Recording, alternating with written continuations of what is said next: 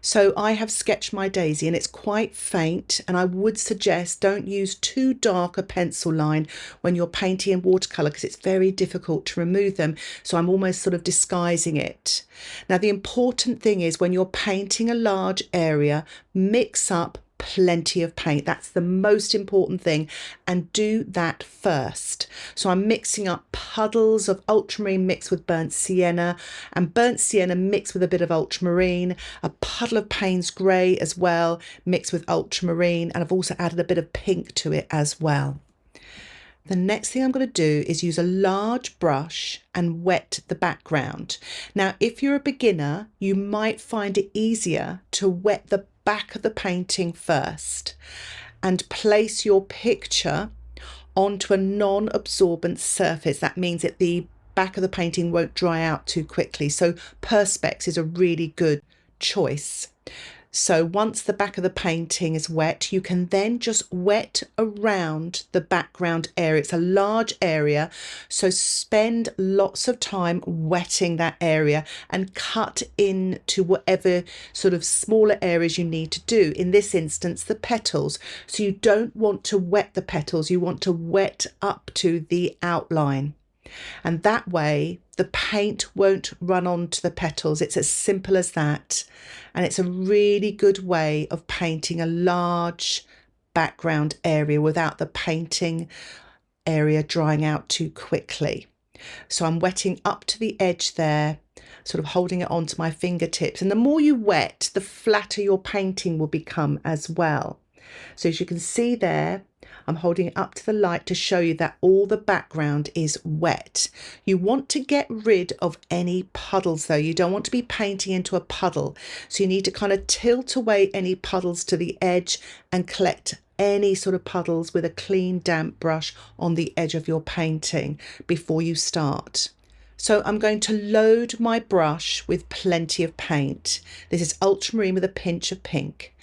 And I am painting around the petals. You can see the paint isn't running onto that dry area there.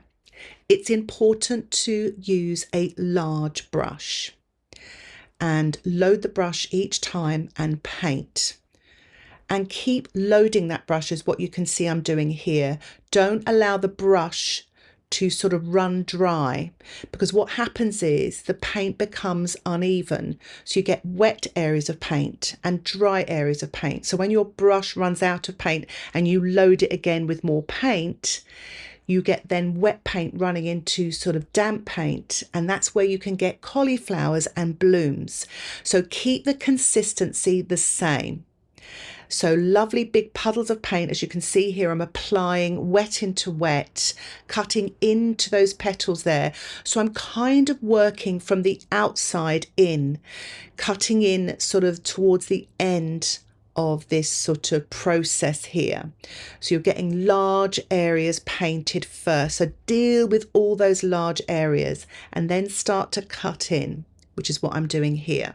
And always make sure you have plenty of paint so you're not sort of running out of paint and then having to mix some meanwhile your painting is drying, and then you go in with wet paint into drying paint, and again there's a danger of cauliflowers. Now I love a cauliflower or bloom, but when you want a flat even background, this is the way to avoid it.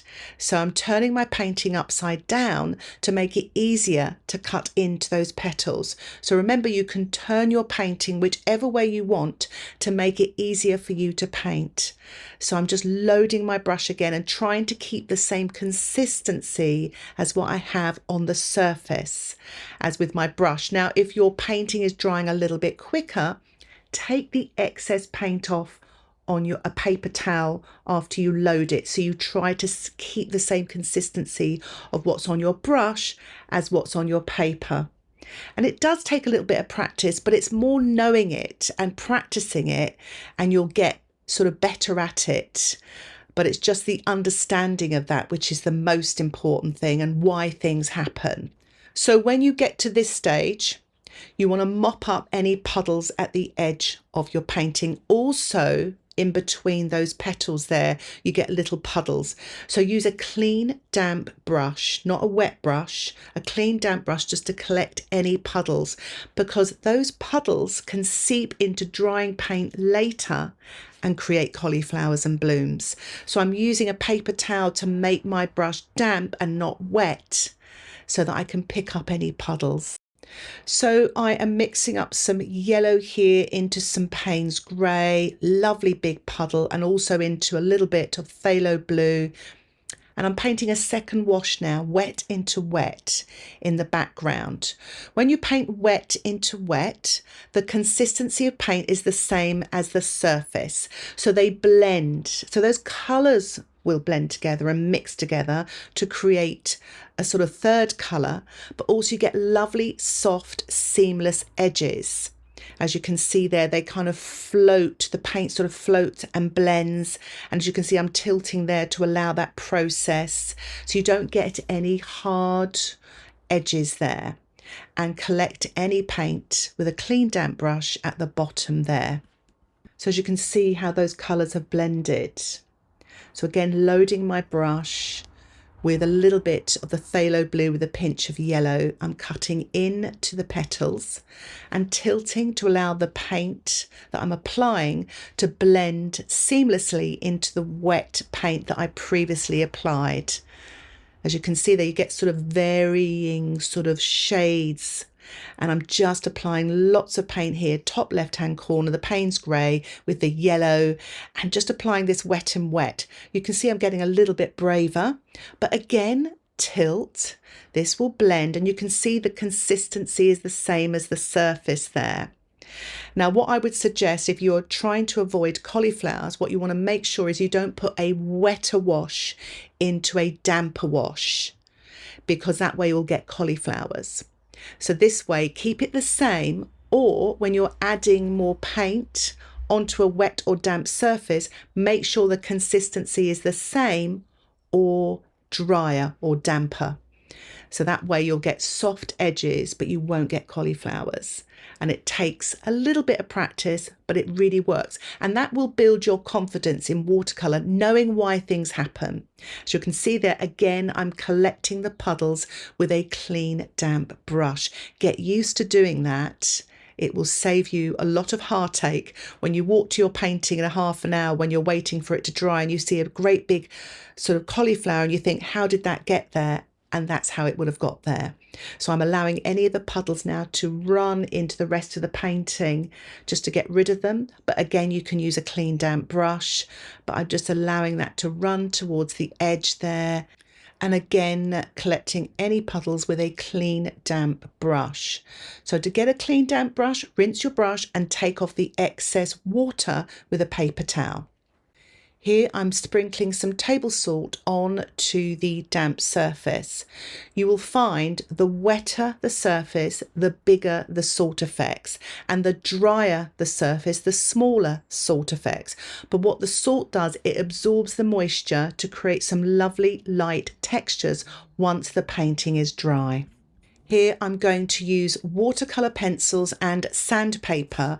I'm rubbing the tip of the watercolour pencil against the sandpaper, allowing the pigment to fall onto the damp surface, and it kind of fixes itself there and creates some gorgeous textures, and you can use lots of different colours. Now, while my painting is drying and I'm allowing the salt to work, you can't really blow dry or use any heat until the salt does its magic. I am going to mix up some colours for the centre. I'm using some Hansa Yellow Light, a little bit of raw sienna, and even a little bit of red. This is wet on dry. Again, this is from my imagination. So I'm going to mix up a little bit of burnt sienna for a mid-tone. It's slightly creamier, and I'm painting this damp into wet at sort of the bottom half there, just to create some shadow there. So damp paint is slightly thicker than wet paint, so less water, more pigment. but you can also take the excess paint off on your paper towel if it's too wet. I've added a little bit of pink there as well to make the burnt sienna a touch darker, and I'm painting that damp into damp around the edges there, but also at the bottom there, and I'm stippling with the tip of my paintbrush to create some texture on the daisy as well in the center. Damp into damp using my size 8 brush. I'm using a watercolor pencil, sort of brown color, burnt sienna color, and just drawing out some of the paint, but also using the watercolor pencil to draw an outline of the top of the petals there. And I'm just using a clean damp brush just to sort of wake up the pigment from the watercolor pencil and sort of blend and soften there. And just working my way around the edge of the daisy there using my sort of clean wet brush, and just drawing out some of that watercolor pencil, pulling it down sort of on the daisy petals there, just all very soft and dilute. Rinsing my brush again, taking the excess water off on the paper towel, just pulling down some of that colour on the edge of the white daisy petals there. Just drawing it down there just to soften and blend. And it's a great way of practicing sort of blending and softening colours in watercolour. Mixing up Payne's Grey here with burnt sienna, and I'm stippling around the edge, damp into damp with the tip of my brush to create some darks there. And you can see how immediately it makes the daisy pop, look a little bit more 3D in the center by using that dark, damp into damp. I just wanted to point out the background is changing and the salt is absorbing the paint to create some lovely light textures. And some marks are bigger than others because that area was wetter in the painting, and where the salt marks are smaller, it was more damp than wet. So it's quite interesting. It's good practice. What I'm doing now is I'm mixing up ultramarine with red, taking off the excess paint and just painting some shadows on the petals, wet on dry. Now, the important thing when you're painting white flowers is to leave lots of white paper, exaggerate it. So just mixing up some more ultramarine with a bit of the red there, and just painting those petals literally just once, and then using a clean damp brush just to soften and to blend. And a little bit more of that shadow colour, painting the petal wet on dry. And I'm painting on the left side of the petals and then softening and blending with a clean damp brush on the right hand side. So it creates soft edges, not hard edges. So just working my way around here, almost in a clockwise direction. Well, not quite, because I've just skipped a few petals out. But again, wet on dry, and then soften and blend with a clean damp brush. And this is just to build up the shadows, the soft shadows on the petals of the daisies there, and then soften and blend. I'm going to allow my painting to dry naturally to allow the salt to work. And wow, look at that. It certainly worked. It creates such amazing textures. So I am mixing up here yellow with a little bit of quinacridone gold and phthalo blue, and I'm just painting a simple stem so this daisy doesn't look like it's floating. This is wet on dry with my size 6 round brush, just getting a little bit more yellow and just painting that damp into damp just to create a lighter sort of tonal value there at the top of the petal to create a little bit more light. To make the daisy look a little bit more natural, I'm using white paint to add a few extra petals, but also just to add a little bit more light here and there where I need it. I usually only use white paint at the end of my painting, just to do a little bit of touching up. I try to avoid it at the beginning, only because it's a kind of almost a different medium. And I try to keep my watercolours as transparent as I can, so I use the white of the paper to create the light and white in my paintings. But here I'm just adding a few more petals just to bring the daisy to life and add a little bit more light here and there as well. So I'm mixing up a puddle of yellow here. Any yellow will do. It's a milky consistency, and I'm spattering the center of my daisy to create light and textures.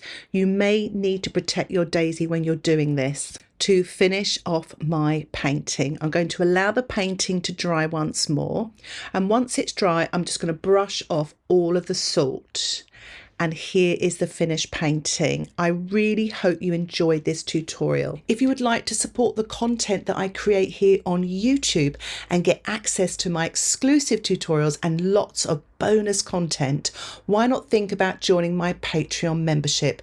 Details about the membership can be found in the description below. Thank you so much for watching. Happy painting. Bye for now.